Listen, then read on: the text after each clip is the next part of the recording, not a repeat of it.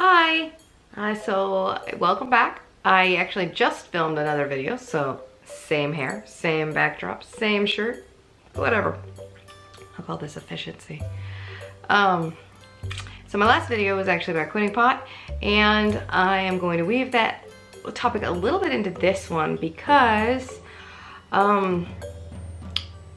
that quitting pot, one of the main reasons, not the only reason, but the main reason that I did that and that we collectively as a couple are doing that is because we are trying to have a baby. Several months ago, I made some videos about getting pregnant. I talked about why I wanted to get pregnant or why I wanted to have a baby and all of that. And then I did an update video when we did not get pregnant. So since then, what's been going on? I got a new gynecologist because my old gynecologist, who I've used since I was 18 years old, so it was really sad, they no longer take my insurance. So yeah, that was hard. I mean, he's not delivering babies anymore, but still, still wanted to go to him for at least a little while. So that went away. So I started seeing a new person, which was good. The reason that I went really was because I started to have mid-cycle bleeding, which seemed to be around ovulation, but then there were other times when it did not seem to be around ovulation. So it was confusing for me. I had never experienced it before. It's now happened through a few cycles. That was weird. So, of course, I went to the doctor. Of course, they order labs. I don't know if they ordered everything that they could have, but they ordered some. So the very first thing that I did, I had my LH, the luteinizing hormone, and FSH, the follicle stimulating hormone, tested. And so normally they are around the same level. So when mine came back, it showed that my luteinizing hormone was about at a 3-to-1 ratio to my FSH, which can be suggestive or indicative of PCOS, which is also called polycystic ovary syndrome. So that was a little alarming. So the very first thing that the doctor wanted to do was put me on metformin. That was like, she got the results and she was like, metformin. She didn't talk to me about it. She just sent in the prescription to my pharmacy, and there it was, metformin. And then also progesterone, because my progesterone was also low, which has been common for many years. I had a miscarriage in 2010. Some might think that it was as a result of having low progesterone. So, needless to say, I did not want to do that. Number one reason, I don't love pharmaceutical drugs, especially if I can figure out how to fix whatever is going on with my body without them. And I at least want to try. So there's that. I'm not saying they're useless. I'm not saying that you shouldn't take them or anything like that. But me personally, I find they do more harm than good for me personally. The ones that I've taken for the things in my life personally. So I said no to those drugs. Number two reason is both of those drugs have pretty significant side effects.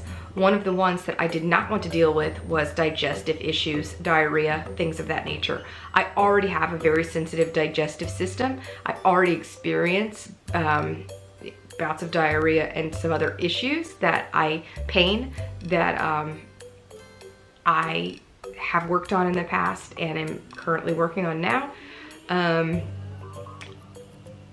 In my mind, it was like, well, if I'm trying to heal that, how will I know that I'm being healed if I'm taking a drug that's making that happen? So it did not make sense to do that. As far as me being insulin resistant, there are no which metformin is a drug for insulin resistance, diabetes, stuff like that, to help control blood sugar. So I was like, well, I'm not gonna take that, right? So I will watch my sugar intake, even though none of my tests indicated that I was insulin resistant already. I decided that I would test my blood sugar just to see how I was actually responding versus just my fasting blood glucose. And I noticed that I wasn't recovering as well as maybe they think they say that you should. So I wasn't necessarily, like, after like eating a carb heavy meal or a sugary snack, I was not getting back down to my fasting glucose level after 3 hours of eating it. So I thought, okay, well, I'm not recovering great all the time. Sometimes yes, sometimes no. So I started watching that. I stopped eating as much. I mean, just pretty much cut out sugar altogether. And also watched my carbs and just started really paying attention to my blood sugar. So that was my way of dealing with the metformin. I really don't know what to do about the progesterone other than fix my diet, fix my, you know, some people, of course I did a lot of research. Some people suggest low carb diets and things of that nature just help in general with hormonal imbalance. So I don't know. Eat a lot of sweet potatoes, yams. So I'm not really sure yet, but my goal is for overall health and for my endocrine system to work well and everything just to work the way it's supposed to work. So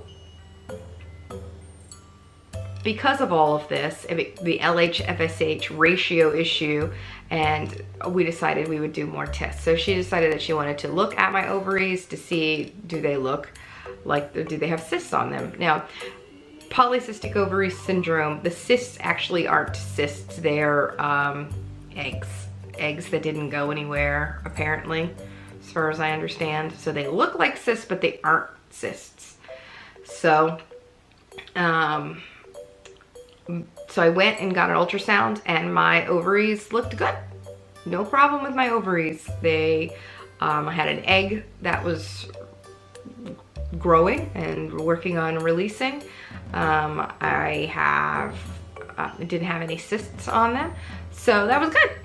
So really I have no other indicators of polycystic ovary syndrome except for that one test. So the thing is shaking, I don't know if you can even tell. So my hope is that, no, I do not have polycystic ovary syndrome. My hope is that I just have a slight hormonal imbalance that will regulate itself by me regulating my diet, and getting healthy in the way that I plan to, and I am on that path currently. So let's get into that a little bit. So after all of that, I decided, since I wasn't gonna take these drugs, what can I do? So I decided to go see Dr. Shark and his wife Nico Sharp. And Dr. Shark is an acupuncturist and he deals with Chinese herbs. He also does neuronutrient therapy, and his wife Nico does nutrition. So I went in, I told them everything, I explained what was going on and what my goals were, and they were like, great. So this is what we recommend, and they recommended a 12-week kind of intensive therapy thing. So right now I do acupuncture for, okay, so it's 12 weeks total, and then for the first 4 weeks I do acupuncture 2 times a week, and for the 8 weeks following I do acupuncture once a week. Every other week I get Chinese herbs, new herbs. I'm also the week before I started taking D-phenylalanine, It's an amino acid. Some people just call it DPA. D-phenylalanine. Like, well, I don't know why I can't say this right now. D-phenylalanine, whatever. I'll like write it right here so you can see how it's, I don't know why my mouth isn't gonna do it for me. So I started taking that. That was supposed to help with endorphins, and that was supposed to help eliminate food cravings, specifically sweets. And I crave like baked goods, bread, cheese, stuff like that. So it was supposed to help with that and kind of keep me mellow, which has been, I think it's been working. And now I'm coming up on like my cycle, and that's when I start to crave chocolate and things of that nature. So I'm really interested to see how that's going to work out. So obviously, because I'm doing all of this kind of detoxing, I am not actually trying to get pregnant right now. We're waiting until the end of this detoxing period to actually start trying again. So acupuncture 2 times a week, neuronutrient. So I've been doing the amino-acid therapy for 2 weeks now, only the one. I'll get another, or I'll have another appointment this week. So I don't know if I'll get another one or how that'll work. But so far I've had 2 different blends of Chinese herbs, which are for me personally. I couldn't tell you what's in it though. It smells good. And then I just started seeing Nico about nutrition. So basically I'm on a paleo diet. I am. She didn't put me on one right away. She was, you know, more ease into it, you know. And I was like, well, I kind of already eat that way anyways. And she's like, okay, well, if you think you can handle it, go for it. So I did. So I'm eating paleo, and I'm like really strict paleo. Except for John's birthday, I had a little bit of cheese and a small bite of grain, corn specifically. So I'm doing pretty good on it, I would say. No real issue there. So she has me taking a powdered supplement called collagen peptides. So I do that. And I'm taking beef liver capsules. I am taking, it's called Hydrozyme. It might be like an enzymatic type, or an enzyme, like a digestive enzyme type of thing. I'm also taking, let's see, that might be it. And personally, I'm taking a fish oil supplement as well. She didn't put me on that, I was already taking that. So, yeah. So I'm doing all of these things in order to get myself prepared. I've lost some weight. Obviously, that's just part of the thing.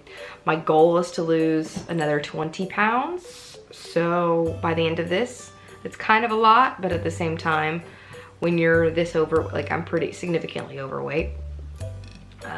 So, you know, at the beginning, it's not really that dramatic to lose a lot of weight when you're significantly overweight. So 20 pounds.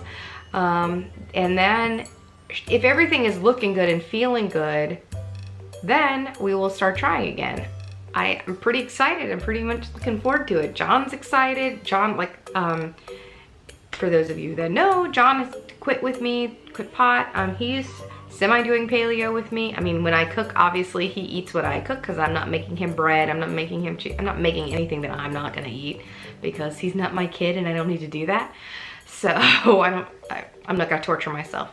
But we went out the other night, and he got a burger on a bun and I got a burger with no bun. So it was delicious without the bun. So he's pretty accommodating with that. So that's been super great. So at this point, I don't know that if it's PCOS. I don't know that it's not PCOS. I don't know that any of this will work. I don't know at all, but I'm gonna keep working at it and working on nutrition and exercising and all of the things, acupuncture and my Chinese herbs, and that is how I'm getting to there. It's making me feel the best. So I'm happy to be doing it this way versus the pharmaceutical path. I'll let you know how it works out. I'm hoping for the best, obviously. I really do believe anything can be done, you know, if you put your mind to it. And I believe that food is medicine. So I've always believed that I can fix most things with my diet. So let's hope that's true. Why haven't I done it sooner is a question that I kind of ask myself. Why haven't I done it sooner if I believe that? Motivation, I guess. For me, like seeing the numbers like in black and white, and there it is. There you have a slight hormonal imbalance. There it is on the paper. Something isn't acting right. That is motivation. That motivated me. That was like, well, your body isn't doing what it needs to do to get pregnant, so you got to do something. So motivation. But yeah, that's where I was. So wish me luck, guys. I hope it works out. If you guys have problems with PCOS or have any issues, or not issues, excuse me, if you have any advice how you have dealt with this, have you had LH FSH ratio differences, please share with me. This brand new. I'm brand new to this. I have no idea what else could be going on if it isn't PCOS. Have cutting carbs and choosing a healthy diet helped you? This is what I'm doing, and right now I'm hoping for the best. I will let you know as it continues. Please feel free to ask any questions, and also please consider subscribing and like and share this video. Thank you guys so much for watching. I don't think I have anything else to say. Yeah, I don't. Bye, guys.